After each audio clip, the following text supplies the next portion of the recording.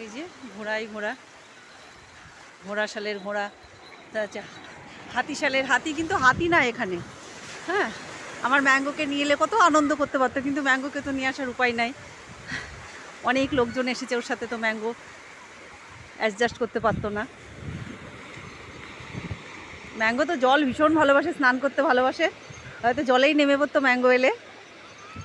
আমারই কি ইচ্ছে করছে, কিন্তু আর বাড়ির কেউ না থাকলে তো সমুদ্রে নামা যায় না। কাকিমা তো অনেক বয়স হয়েছে, তা ওই ছোটো মেয়ে, ওর সাথে নামতে পারলাম না।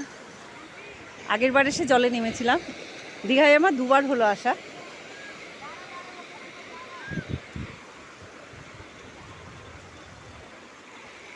এই যে ঘোড়ায় উঠতে ইচ্ছা খুবই, কিন্তু পারবো না, ভয় লাগে আমার।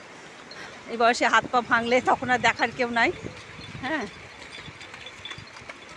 এই যে সব দাঁড়িয়ে আছে ঘোড়া।